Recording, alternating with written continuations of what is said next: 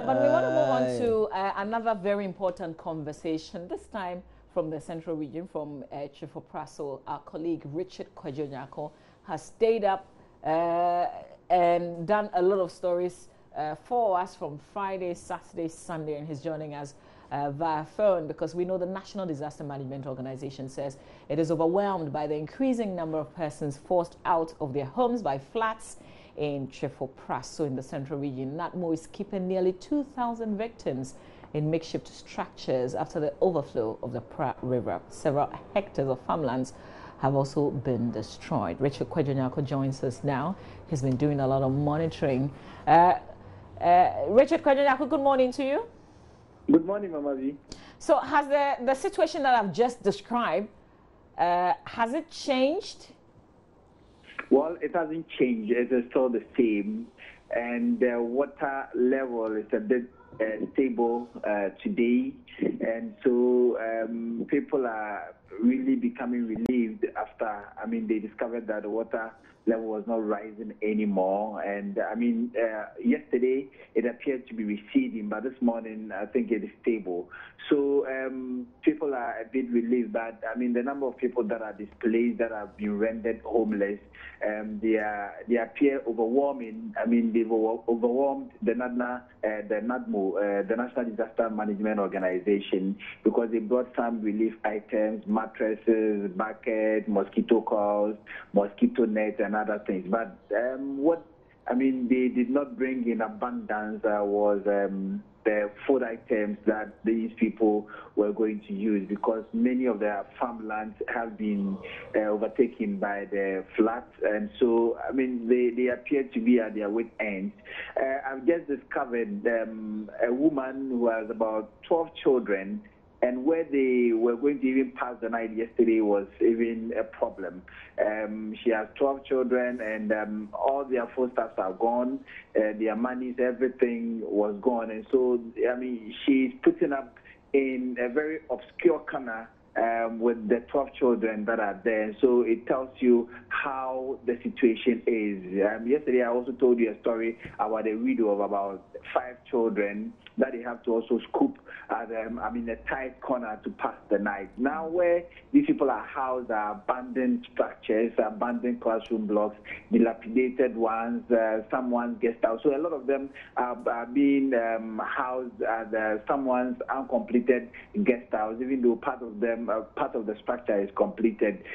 Now, this morning, the man was asking, the owner of the guest house was asking, so, when are they going to move out? Because, he also has to continue with the construction. And so that appears to be the problem. Okay. NATMO is doing a lot, but I think that a lot needs to be done. Okay. People need to come to the aid of these people. Richard Kwejonyako, just hold on for us, because we also want to look at the weather today, whether it looks clearer or there's the likelihood that it's going to rain again. But I've got the Honorable Abraham Juma Odrim, who's a member of parliament for Trifo Etimoka constituency, which is, and this area that we're describing is right within his constituency. Honorable, good morning. Good morning. How are you doing? Very well, thank you. How are you also doing? I'm also fine, thank you. We thank God. I think one of the opportunity to greet all your listeners. Very well, and that would include our viewers as well. But we're grateful for your time. One of the critical issues is food. We're told that a lot of people are hungry. There is not enough food. What's the plan? No, I think that that representation is not correct. Oh, really? Yes. Okay. Because I was thinking that in the event of this displacement, people who maybe have to go to work and then earn a living and then live on aid are handicapped. So let us make provision for food. It's not that the people are hungry. It's not true. It's not correct. Okay, but is there enough food?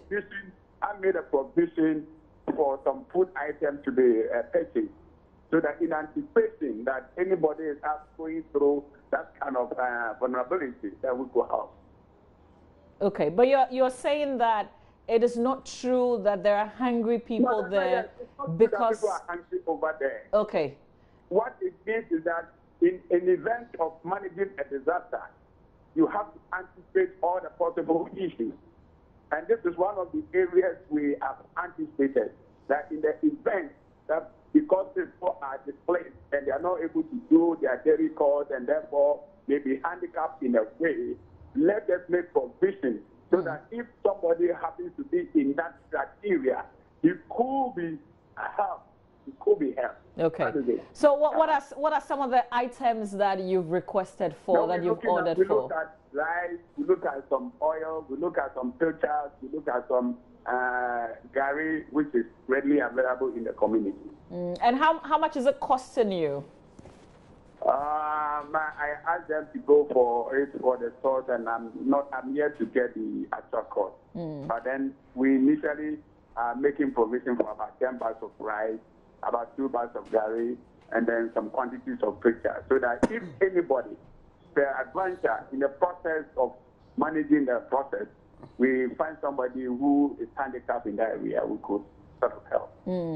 But we're also told that there are people who are still displaced. They don't have permanent places to live. So I wonder where they're going to cook the rice.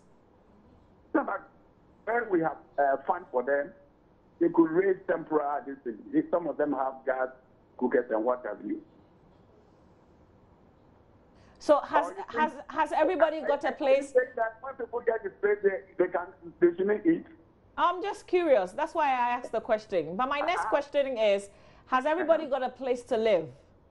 Oh, yes. We've apparently gotten places for them, temporary places, like the schools who went on the holidays, and then churches, and then there was a man who was building a motel. He hasn't completed, so he has volunteered a place for us to use for the meantime. Okay, but my colleague, Richard Kwajonyako, who is in the area, also just told us, just before you came on the line, that this man that you're talking about, this motel, he's beginning to ask questions as to when the people are actually going to move out. No problem. It's one of the areas that we have to manage. Temporarily, you need to get a relief. When you get a relief and such persons begin to come, then you begin to look at other alternatives. So what's the long-term plan, though? Because we certainly don't want to see this happening again. Immediately, we cannot think about long-term plan because we have to, as a whole assembly, sit down, look at the issues. Ghana flooding is not peculiar to River Pra. It's not the first time. It has happened and happened and happened. And I'm sure, in Accra, it's even worse. So as an assembly, we are going to look at it. Currently, we are looking at a situation of maybe a resettlement as a permanent solution. So what's the figure of displaced people that you have as of today? We're looking at around 1,000 plus. All right. We'll leave it here. Honorable Abraham Juma Odum, thank you very much for your time. That's the Member of Parliament for Trifo Eti Mokwa constituency. But Richard Kwajonyako is still on the line. Richard Kwajonyako, how is the weather like today? Well, it looks cloudy, and any moment from now, it might rain. And when it rains, it is not only the River Pra does not lie only at Trifo, because if you go to Asempa, so if it rains there, the water level will rise. If also it rains at the Ofin River would also break its banks, and then it will also flow through the Pra River. And so if it rains today, the water level will rise, and it means a lot, in situations like that. But Richard, apparently there are no hungry people there. Well, we cannot describe them as people that are hungry, but if I live in a community and I'm able to cook, have my 3 square meals a day, and my farmlands have been taken over, my food items have been destroyed by the flood, you know what it means. And so we are looking at someone with about 12 children, with 5 children, 6 children, 4 children, how they are going to be sent for themselves. It is true that the MP for the area, Honorable Jumodum, ordered for the relief items, the mattresses and those things. It is now that we started providing some food items, the bag of rice, the gari, the oil, and all of those things. So from yesterday and 3 days ago, about people were in very desperate situation, but now it looks as if that the situation is a bit taken care of. But finally, Richard, is this temporary place safe from the rains? Well, yes and no. It's a temporary. These are mostly makeshift structures. If you talk about abandoned classroom blocks and classrooms that, were unoccupied, they are not really, the best of places. So with rain, they might be affected by the rains as well. But going forward, these people have stayed there for 100 years, some of them have settled there for 50 and over years. So moving them is quite a difficulty. This is not the first time this is happening in that particular part of the central region, because it is a yearly affair. Every year it happens, but it looks as if that this year's own has overwhelmed them, and that is what it is. So the assembly, just as the MP said, the assembly would have to sit down, look at them, look at the situation, discuss it with them, those that are settled there, and then look for an alternative place for them. Otherwise, they wouldn't have to build close to the Pra River. They would have to, move a bit back, so that, if the water even breaks the river breaks it bank, it wouldn't affect them. Richard Kwajonyaku will leave it here. I know you'll give us more updates in the course of the day. That's our colleague in the central region, Richard Kwajonyaku, reporting the situation with River Pra, where a lot of people have been displaced because of heavy rains, and of course also the Pra River overflowing its banks. There will be more update, but you can always go on myjoyonline.com and get a lot more. There's one more story that we're looking at, and that's has to do with a warning for motorists on disruptions on the Accra-Tema motorway overpass. Here's a notice that was released, actually was published in the Ghanaian Times newspaper last Saturday, and I'll just read it to you.